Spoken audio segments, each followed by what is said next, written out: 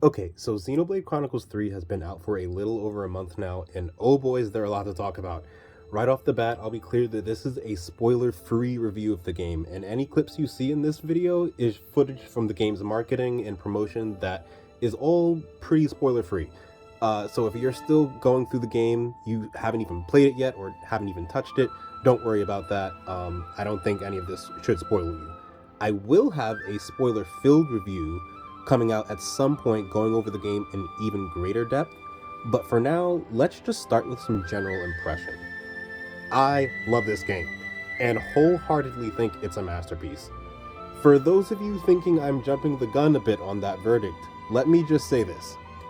For me, a masterpiece is not a flawless body of work when it comes to fiction or art, but rather one that inspires and moves you profoundly in spite of its shortcomings, which Xenoblade 3 has several of, and yet has stuck with me even after my feelings have moved beyond the honeymoon phase. That being said, there's a lot of nuance to unpack here. For one thing, Xenoblade 3 works very well as a third entry to the series in a way I honestly wasn't expecting it to. If you've never so much as glanced at the Xenoblade franchise or paid much attention to it, 3 distinguishes itself enough to welcome new players in a way that I think is truly captivating.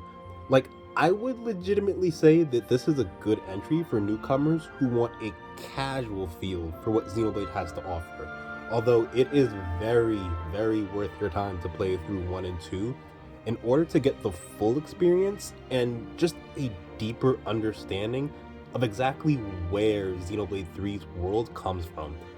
If you have played the previous games, you might be surprised with how 3's predecessors are honored in this entry, and honestly I think it's a matter of personal taste for long-standing fans of the series. Personally, I think many themes, characters, and even environments were done beautifully, but while I was playing, I also played devil's advocate with myself and could see why some people may not resonate with everything 3 has to offer.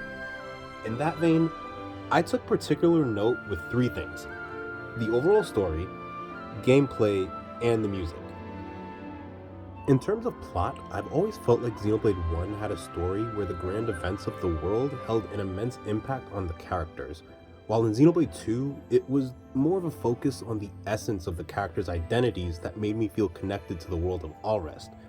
Here in 3, I felt a mix of that in the best way.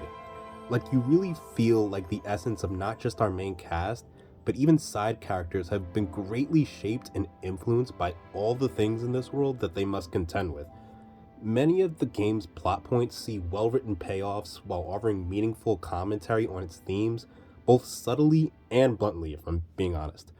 Like, there's a lot to sit and contemplate in terms of the ideas presented in this game. It's no secret that the setting is based in a world characterized by war, yet there's this sense of just true desperation that the Three's cast is tasked with overcoming that I think aids in its storytelling. Also, there is honestly a good amount of humor in this game that I wasn't expecting either. Like, a lot of it is baked into the dialogue in addition to being situation based, but I thought it worked superbly. Like, there were legit moments where I was just cackling at some of the conversations playing out. Don't get me wrong though, not everything is perfect. There are a few plot lines and even characters I feel deserved more nurturing in their attention and development. It was just one of those things where certain parts of the game presented themselves well enough to be super interesting, but they left me wanting more by the end of the main story. In spite of that, this story hit my emotions in a lot of places. Like, I felt things playing this game, man, and those feelings have stuck with me long after. Now, the gameplay. Personally, I really feel like this is the best combat system in the series. First of all, gameplay is just a ton of fun. I mean, I still enjoy and feel fondness for 1 and 2's combat, but 3 just takes the cake for me, man. Like, there's just so much you can do in the way of customization and strategy, and most importantly, I feel like the accessibility to different builds and items is very kind to the player. The game is generous in the amount of options it gives to make your team into a variety of things. For me, this is especially telling when I see casual players stream the game over this past month and pull out crazy stuff without having to grind for 500 hours. Like, you can switch characters seamlessly with zero cooldown, And it's so satisfying to outfit each individual party member with certain setups and then cycle between them in an instant to certain arts and buffs and whatever, and just do that seamlessly. It's just amazing. In terms of what I don't like, however, I'd point to three things for improvement. Giving an option to disable chain attack music from interrupting the battle theme during fights, which I know a lot of people feel the same way about. Don't even get me started on that. An option to do the same with the main menu music overlay. And last but not least, not locking certain combat features in the main menu at the start of the game. The tutorials are good. I just think it's better for players to at least have the option to explore everything in the menu right off the bat, even if they may not understand all of it just yet. Honestly though, those are just nitpicks, at least for me. None of those things made the game feel like it was unplayable by any means or that it was a diminished project. That leaves me with the music lastly.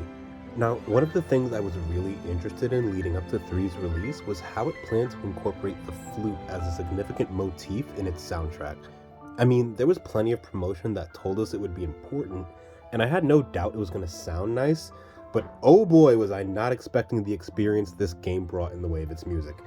This might sound like simple-minded thinking to some, but it genuinely makes me interested in music theory to try and understand both the vision for the OST and how they made the flute evoke so many emotions through its sounds in a way I'd honestly never heard before. Xenoblade music has always managed to capture these unique essences relating to existence and the precarious facets of it, but I was surprised with how they were able to create something familiar yet also new with this OST, and not just with the flute motifs, but the other instruments and their compositions as well. It's a different kind of immersion I got, while still feeling pretty Xeno, to put it simply. I think one of my favorites is actually a boss theme that plays during one of the most emotional moments of the game. And if you finish 3, you already know what I'm talking about.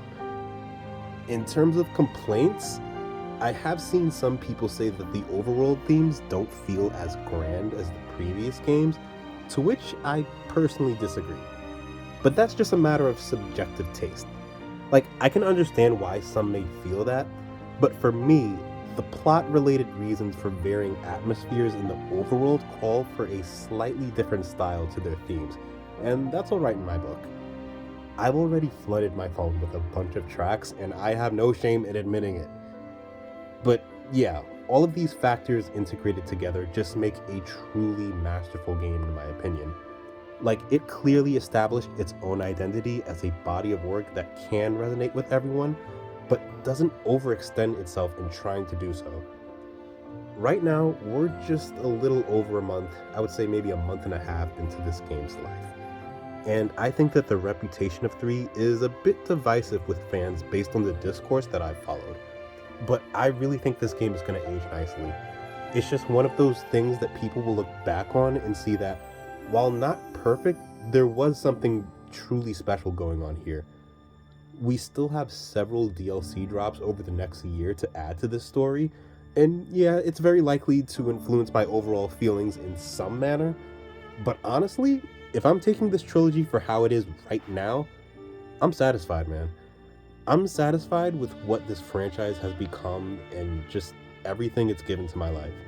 And if you're a fan as well, I really hope you feel the same.